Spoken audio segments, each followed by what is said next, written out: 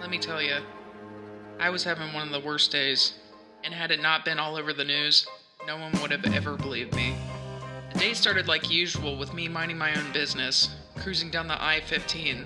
Aside from navigating through the nightmare obstacle course of construction, how long has it been? 10 years? I swear I think they really have plans for it to never end. I see those guys every day on my way to work.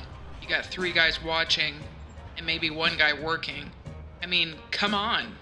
Well, it gets better. This morning, never seen anything like it.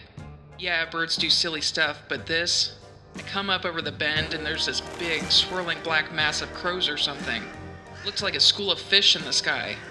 Everyone's coasting, kind of slowing down a bit, and I think, whoa, I gotta film this. My girlfriend will get a kick out of this. I got my window down, filming to the side. I'm like, yo, Becky, check that out. When boom, birds just dive bomb. It's raining birds pelting my car. I can't see through all the poop splats and feathers. Everyone's slamming on the brakes. Massive pileup. I am just covered in bird doo-doo. It's in my hair, my eyes, some got in my mouth. That's what I get for having my window down. Well, if that wasn't bad enough, besides my car getting banged up and having to wait what seemed like forever for them to start cleaning the place up, I knew my job was gone. Turning to a warehouse job with a point system, they're just waiting to kick you to the curb after your final strike. So here I am, waiting for the bus, when some bozo open-mouthed coughed on me. This in some strange way felt like rock bottom. Standing there, facing the music of even though I hated that job, I desperately needed it. And I definitely didn't have the balls to call Becky, not that she would have ripped my head off or anything. She's a real sweetheart. But she'd already given me so many chances, and in a way, this was my last go. So I'd have to make it up to her. Which was when I got the bright idea that I was going to cook her favorite meal, a bacchio alla romana. Lamb always made her feel so fancy. Getting on the bus, I smudged the grime from my now busted screen on my phone and shot her a quick text about coming over later, and boy was I feeling funny. As the bus lurched forward, I kinda got dizzy, like getting vertigo or something. Wasn't sure if it was from getting my dome ring, or just the anxiety, the stress of not messing this up. My phone made the dying sound, 20% left, when I realized that the only charger I had was in my now towed car. Just my luck. Walking into the corner store, man, the looks I was getting. You'd think I had 2 heads. The cashier girl especially, acting like my groceries had the plague or something. When she finally asked, "You alright?" Yeah, I was struggling to stand a bit. Maybe it was the smells of the place, all that holiday crap. My head had all this pressure, made me almost forget about my charger. Reaching for a cheap one, I bumped that spinny rack thing with the keychains and sunglasses, where I got a good look at myself in that tiny mirror up top. I looked beyond busted. I'd been in my fair share of fights back in the day, but this was something else. No wonder everyone was so disgusted by me. Hell, I was repulsed. I wasn't even sure what I was looking at. Just 2 glossy red eyeballs stared back at me, like they were getting ready to pop. And I didn't have any health insurance. I knew I had to get home quick. Those puppies were about to burst. God, why did I get so many groceries? Skipping the bus, I didn't have all day to wait around, or the patience.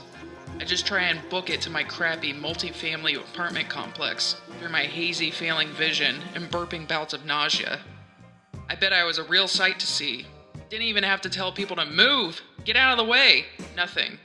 The sidewalk of people naturally parted with my uncontrollable gurgling, or maybe it was my flailing, almost crab-like walk, but I made it work, and made it home in record time. Plopping down the bags of groceries onto my kitchen counter, my eyes burst. Talk about relief, besides blasting blood all over the cabinets. After the outer layer of eye goo sloughed off, it was like suddenly I had supervision. My new eyes providing a strange depth and vibrance that I had never witnessed before. My senses heightened. I don't know how much time had passed when I came to, but I was elbow deep in my trash can, gnawing on day-old chicken wings and slurping handfuls of last week's pasta dinner buried at the bottom of the bin. I was turning into some kind of monster, I tell ya. You'd think that I'd recoil in terror, but it tasted so good that maybe I was okay with the new me, brain injury and all.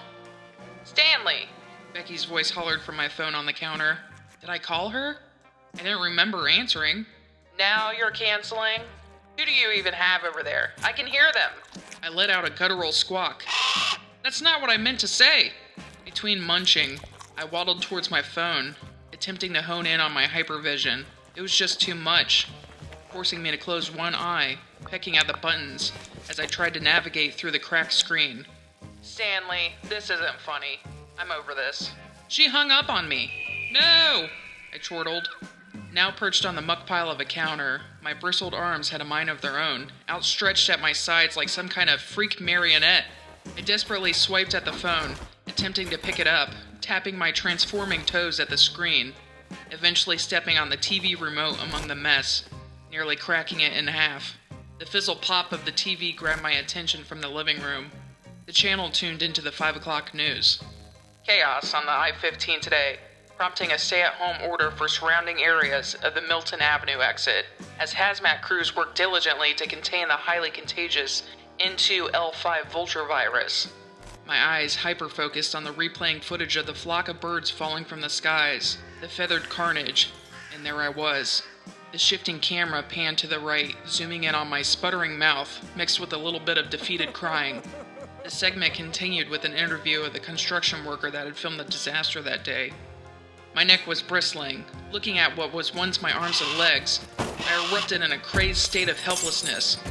I was squawking my head off, careening into the TV, the walls, the floor lamp, totally wrecking my apartment. Becky already didn't like my back hair. Do they even wax feathers? How much was that going to cost? I was in the middle of shredding my faux leather sofa when I heard a piercing whirring in the distance. My head jutted to the side, facing my apartment door. Sirens. A horde of police cars were rounding the corner from what seemed like 10 or so blocks away and quickly approaching. So, I guess I'm in quarantine now. Becky's called me a few times since then. I've tried to answer, but I just can't seem to get this beak or talents to click on the answer button. My phone's dead now anyways. I swear I'm not trying to ignore her. Hopefully this is just a 24-hour thing. Becky, you're the one girl. And when this whole thing blows over, I'm gonna make it up to you.